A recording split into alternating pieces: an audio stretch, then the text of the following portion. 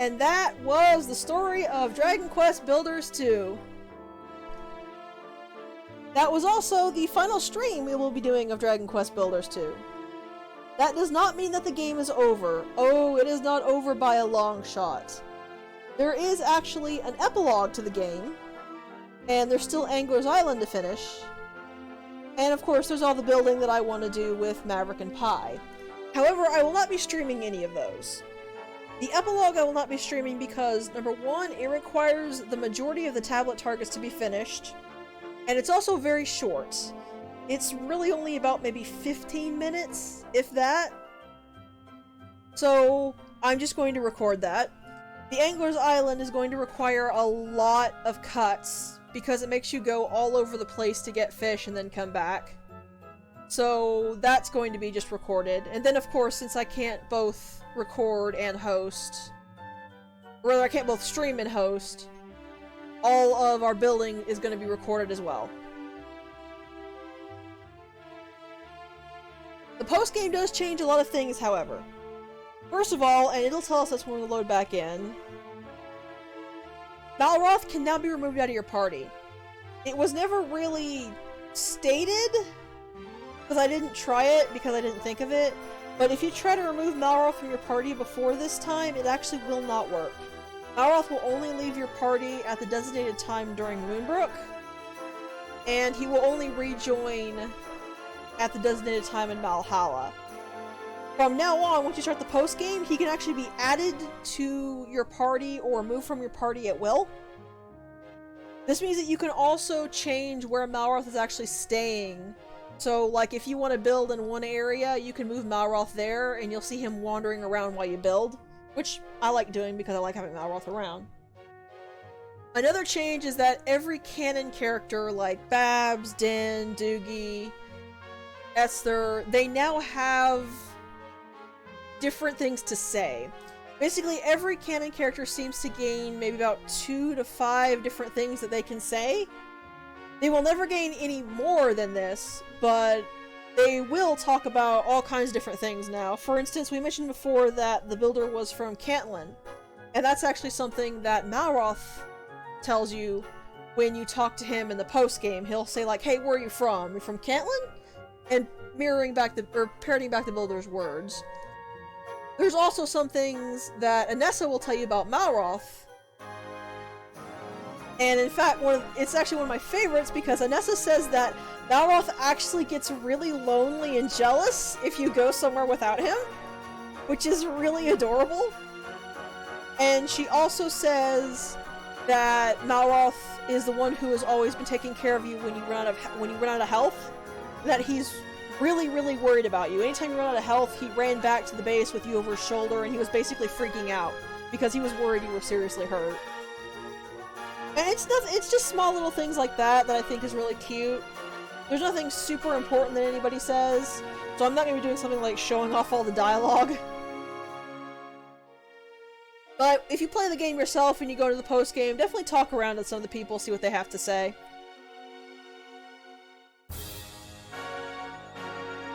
There is one last thing that changes in the post-game, though I don't remember if it requires tablet targets. When you talk to the Hairy Hermit, he will actually give you the ability to spend gratitude to buy items directly. Every item has its own gratitude count, but if you build up a lot of gratitude and you have nothing to use it for, you can just straight up buy items with it. It also gives you the item catalog, so you can see what items you have. Maybe it just upgrades the item catalog, I'm not totally sure. For your tablet targets. I do not, in fact, remember the present one. The final mission is going to be really weird because it removes the book that I technically wear on my back.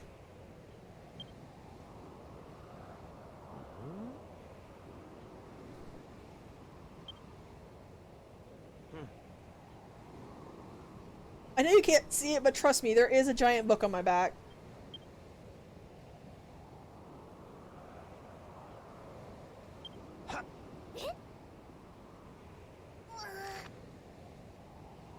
Oh, I didn't remember that. That's so cute. Also, apparently that book is our actual menu that we look in every time we pull up the pause menu. And apparently we've been writing in that book since we were little kids.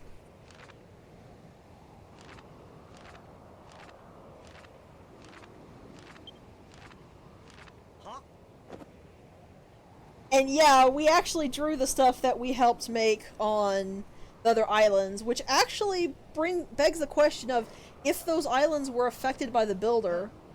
Like, this is definitely Hargon's illusion, but did the Builder arriving actually modify the islands in a way that they knew precisely what they needed to draw?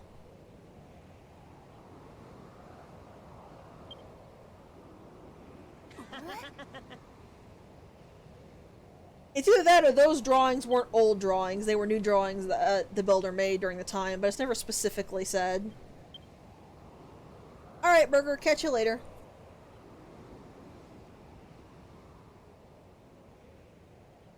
So I don't know why that Find More Residence keeps popping up.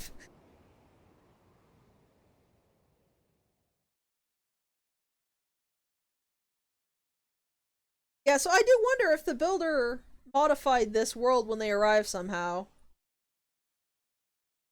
It's a mystery that we'll never know.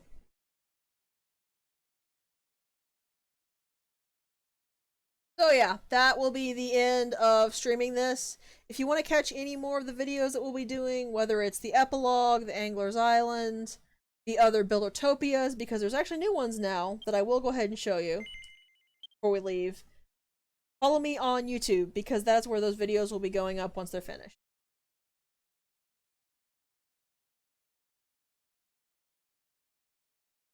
So this dumps us back to the title screen. Like, all good post-game stuff does, I guess? I kinda wish it didn't, though. Mostly because the load times in this game are atrocious.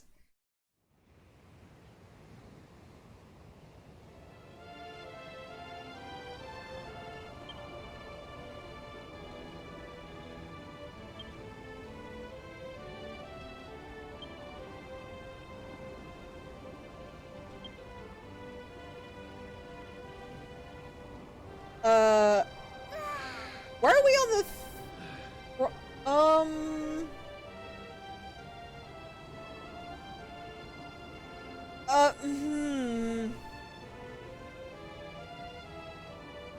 I don't think I've ever actually woken up in the throne room before.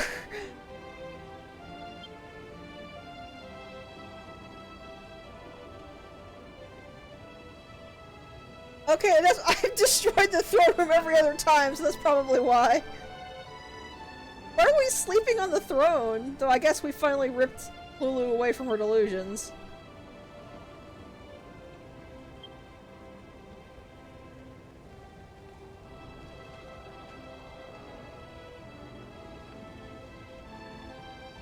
Though the idea of the Builder dozing on the throne is actually kind of adorable. Not Lilutopia, and I swear to God I will drown you, woman.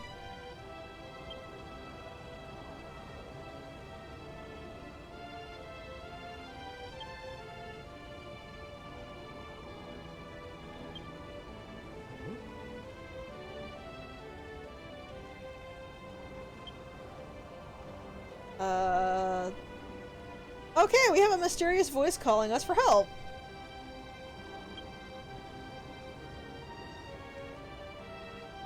A part of me thinks that's Maverick because he's dying inside to look at this castle.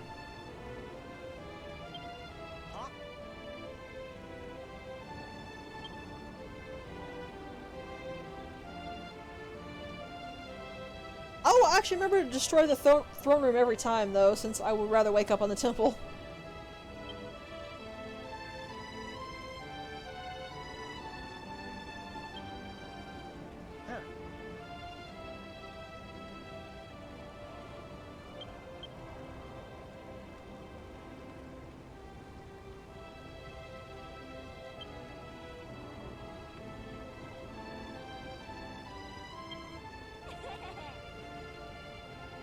Careless, she says, about the fact that we dove in the shrinking portal to save our friend.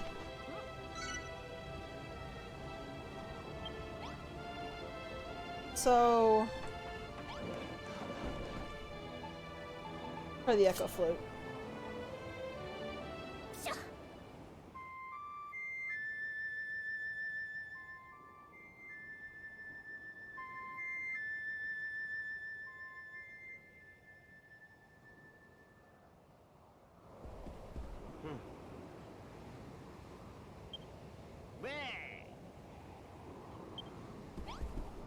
Also, don't worry, Mav, I will let you destroy the castle, I promise.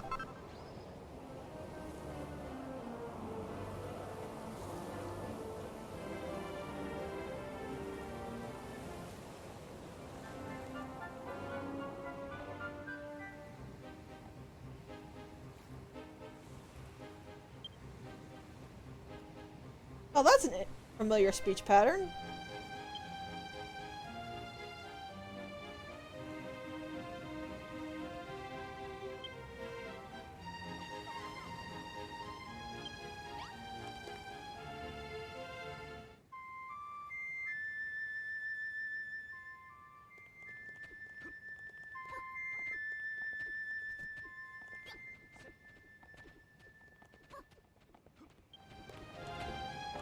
Somewhere around here.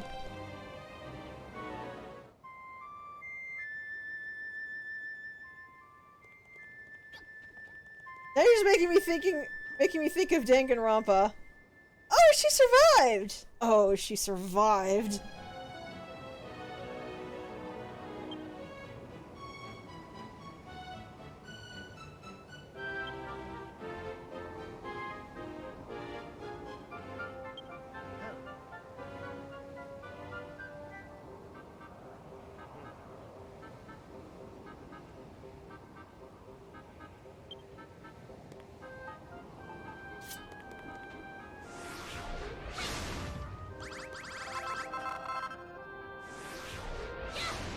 Framerate really does not like this mountain.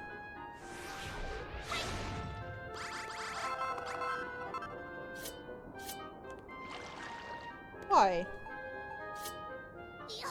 Why the water pot?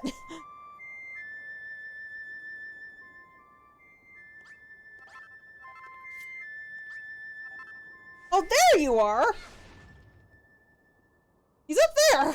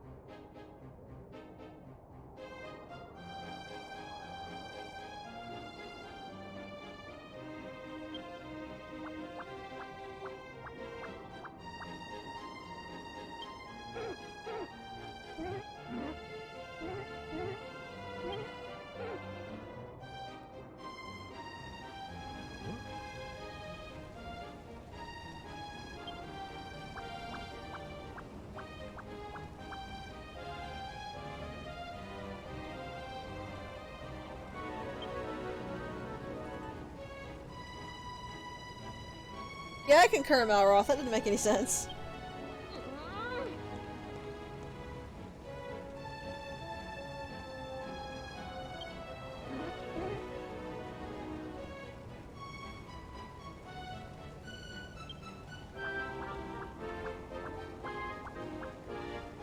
Hermit, no, you don't know where she's been.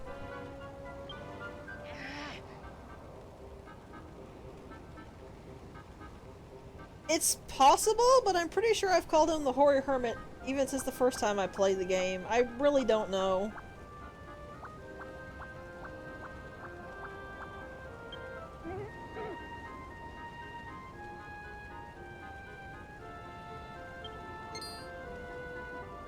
What is this extra special recipe? Oh yes! This thing! So the Ultimallet! It is both one of the best items in the game and one of the most irritating items in the game. Basically, the Ulti Mallet will give you the item exactly as it is when you break it. The good part about it is that it will give you the item exactly as it is when you break it. So if you break items that your hammer would usually destroy, you will get that. If you break junction blocks, you will get what that specific block is. If you break cracked blocks, you will get a specific cracked block to place down. So if there's something in the world you want to pick up and reuse, you can use the Ulti Mallet to pick it up and reuse it.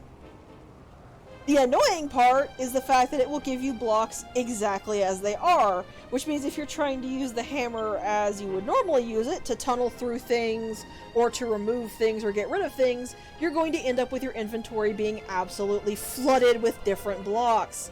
And there are so many that are a pain to try to sort through. I basically never use the Ulti Mallet except to pick up a couple of very specific items. Because I just cannot stand how much it floods my inventory with useless crap.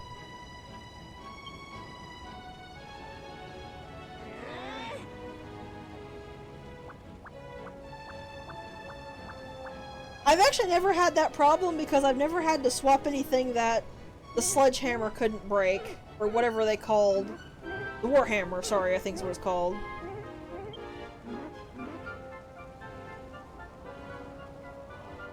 Oh, y'all are welcome to build one for yourself. I'm just never gonna use it.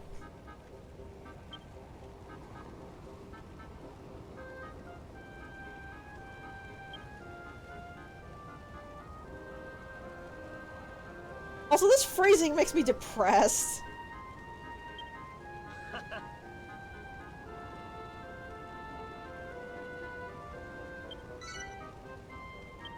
Like I said, now you can toggle Malroth in and out of your party. You can also move Lulu now, though it doesn't really matter all that much. Does the her have anything else to say?